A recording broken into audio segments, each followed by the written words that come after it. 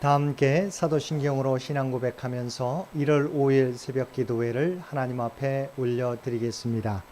전능하사 천지를 만드신 하나님 아버지를 내가 믿사오며 그 외아들 우리 주 예수 그리스도를 믿사오니 이는 성령으로 잉태하사 동정녀 마리아에게 나시고 본디오 빌라도에게 고난을 받으사 십자가에 못 박혀 죽으시고 장사한 지 사흘 만에 죽은 자 가운데서 다시 살아나시며 하늘에 오르사 전능하신 하나님 우편에 앉아 계시다가 저리로서 산자와 죽은 자를 심판하러 오시리라.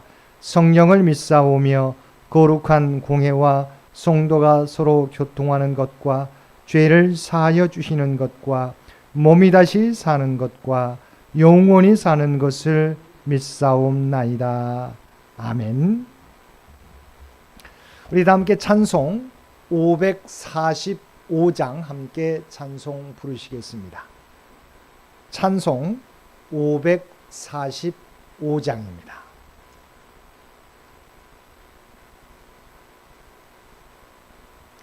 이 눈에 아무 증거 아니 배여도 믿음만을 가지고서 늘 걸으며 이 귀에 아무 소리 아니 들려도 하나님의 약속 위에 서리라. 걸어가세 믿음 위에 서서 나가세 나가세 의심 버리고 걸어가세 믿음 위에 서서 눈과 귀에 아무 증거 없어도 이 눈이 보기에는 어떠하든지 이미 얻은 증거대로 늘 믿으며 이 마음에 의심 없이 살아갈 때에 우리 소원 주 안에서 이루리. 걸어가세 믿음 위에 서서 나가세 나가세 의심 버리고 걸어가세 믿음 위에 서서 눈과 귀에 아무 증거 없어도 주님의 거룩함을 두고 맹세한 주 하나님 아버지는 참 미쁘다. 그 귀한 모든 약속 믿는 자에게 능지 못할 무슨 일이 있을까. 걸어가세 믿음 위에 서서 나가세 나가세 의심 버리고 걸어가세 믿음 위에 서서 눈과 귀에 아무 증거 없어도. 오늘 우리에게 주신 하나님의 말씀 창세기 15장 1절에서 21절까지 말씀입니다. 창세기 15장 1절에서 21절까지 말씀입니다. 우리 주신 말씀 15장 1절에서 21절까지 한 절씩 교독합니다. 이후에 여호와의 말씀이 환상 중에 아브라함에게 임하여 이르시되 아브라함아 두려워하지 말라. 나는 내 방패요 너희 지극히 큰 상급이니라.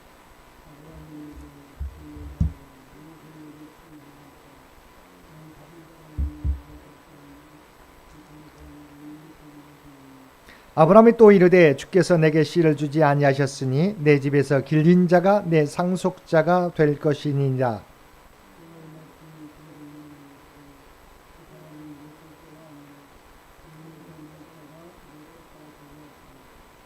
그를 끌고 밖으로 나가 이르시되 하늘을 우러러 무별을 셀 수 있나 보라. 또 그에게 이르시되 내 자손이 이와 같으리라.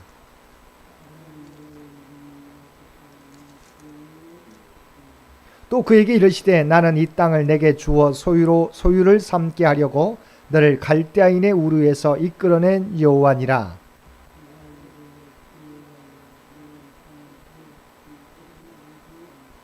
여호와께서 그에게 이르시되 나를 위하여 3년 된 암소와 3년 된 암염소와 3년 된 순양과 산비둘기와 집비둘기 새끼를 가져올지니라.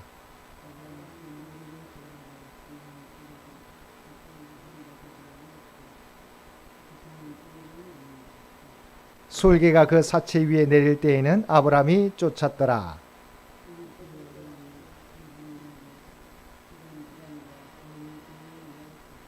여호와께서 아브라함에게 이르시되 너는 반드시 알라 내 자손이 이방에서 객이 되어 그들을 섬기겠고 그들은 400년 동안 내 자손을 괴롭히리니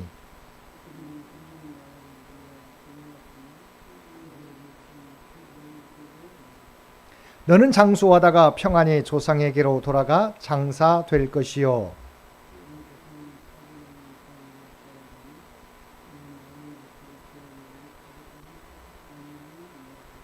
해가 져서 어두울 때 연기 나는 화로가 보이며 타는 횃불이 쪼갠 고기 사이로 지나더라.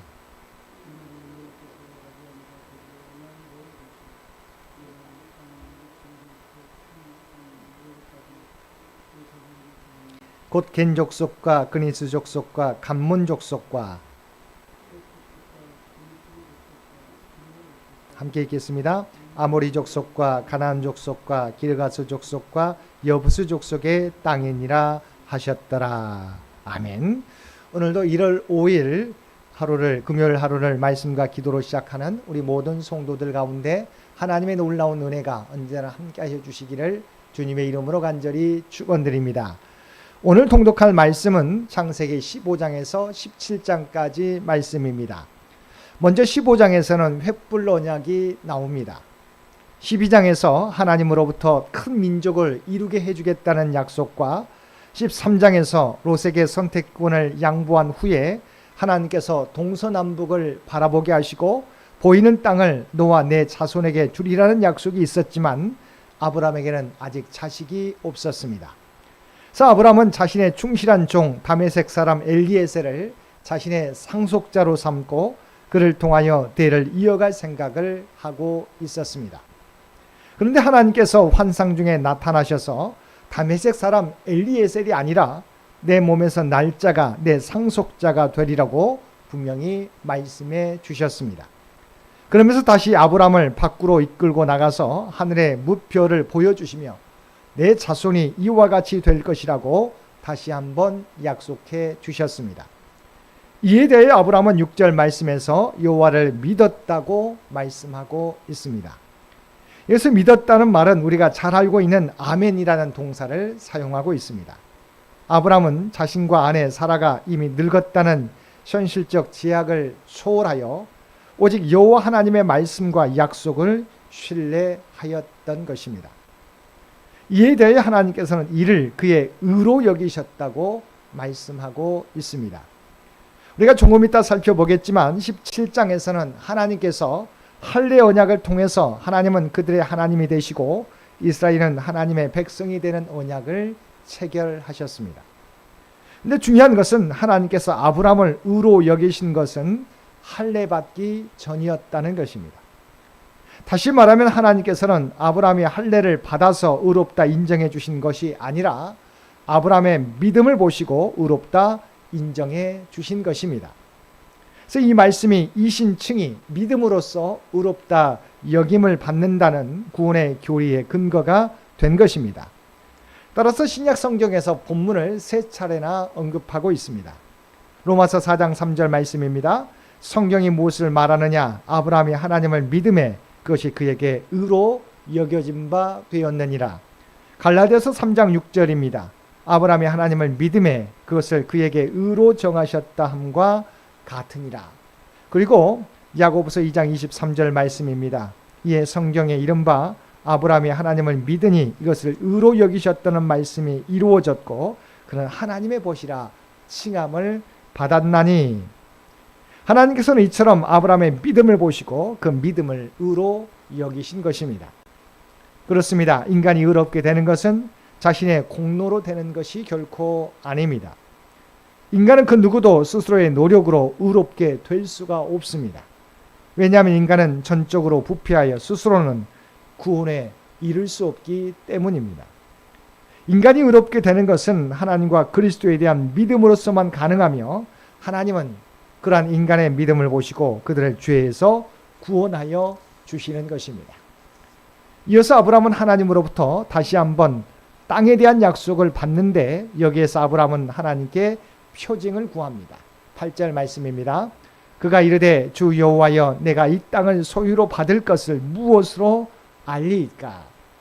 이 물은 겉으로는 아브라함의 불신앙을 의미하는 것처럼 보이지만 사실은 하나님의 약속을 보다 구체적으로 알기 위한 믿음의 표현이었습니다. 자신의 믿음을 더욱 공고히 하기 위해 하나님의 확실한 표징을 요구했던 기드온이나 마리아와 같은 경우입니다. 하나님께서 이러한 아브라함의 요구에 횃불 언약으로 응답해 주셨습니다. 하나님께서는 아브라함에게 3년 된 암소와 3년 된 암염소와 3년 된 순양과 산비둘기와 집비둘기 새끼를 가져오게 하시고 그 모든 것을 가져다가 그 중간을 쪼개고 마주 대하여 놓게 하셨습니다. 그리고 해가 진 후 깊은 어둠이 임한 중에 아브라함이 홀로 있을 때 준비된 제물 사이로 하나님의 타는 횃불이 쪼갠 고기 사이로 지나가게 하므로 횃불 언약을 체결하셨습니다. 이 횃불 언약의 의미는 언약 당사자 어느 한편이 언약을 깨뜨릴 때 마치 이 동물처럼 죽임을 당할 것을 상징하는 의식입니다.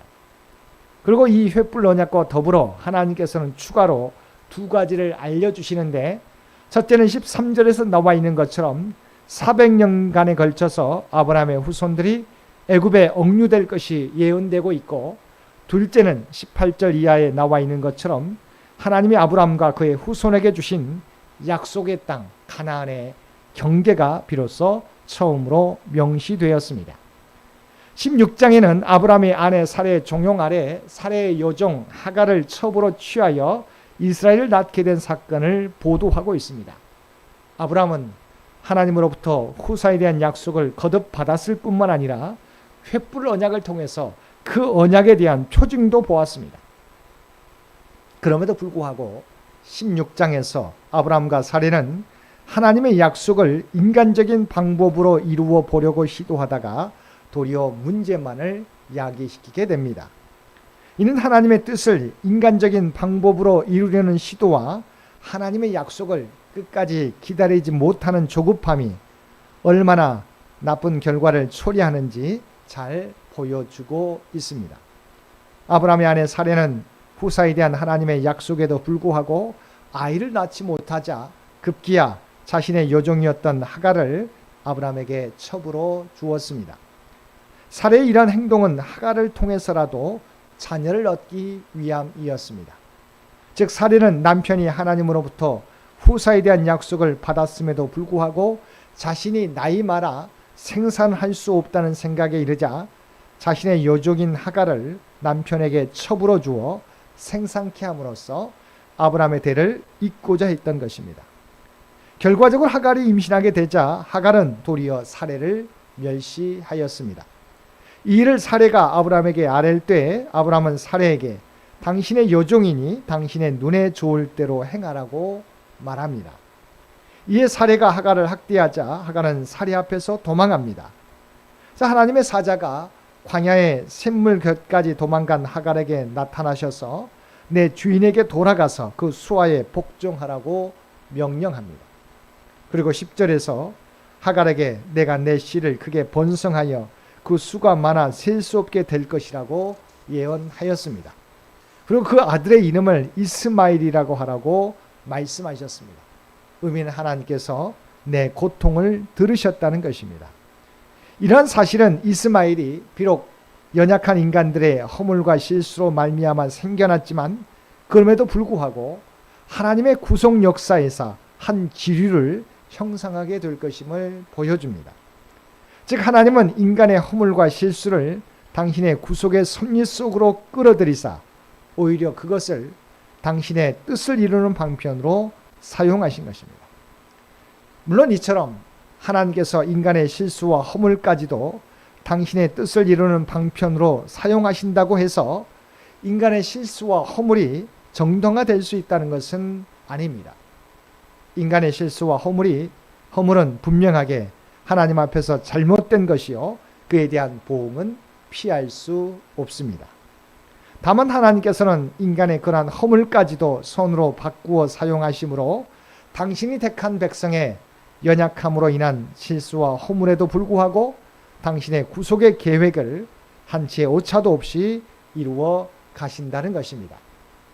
17장에서는 하나님께서 아브라함의 99세 때에 아브라함과 사라의 이름을 각각 아브라함과 사라로 바꾸게 하시고 다시금 땅과 후손에 대한 약속을 재확인해 주시고 이를 확증하기 위하여 할례 언약을 체결하신 내용이 나옵니다.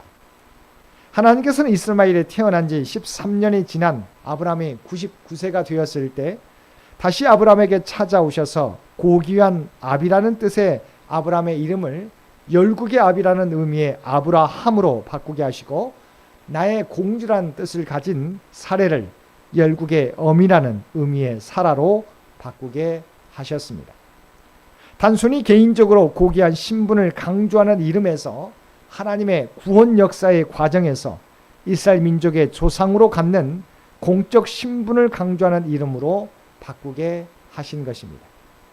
그리고 그동안 추상적으로만 약속해 오시던 언약의 후손에 대해서는 내년 이 시기에 아들을 낳을 것이라고 구체적으로 약속하시며 그 이름을 이삭, 곧 웃음이라고, 또한 많은 사람의 기쁨이 될 것이라고 명시해 주셨습니다. 그리고 하나님께서는 이스라엘은 하나님의 백성이 되고 하나님은 그들의 하나님이 되신다는 언약 체결의 증표로 아브라함과 그의 모든 자손들과 그 집의 모든 남자들에게 할례를 행할 것을 명하셨습니다. 할례의 의미는 오늘날 세례와 같이 죄와의 단절, 하나님의 언약 백성으로서의 성결, 그리고 구약 선민 이스라엘 총회의 가입이라는 의미를 갖습니다.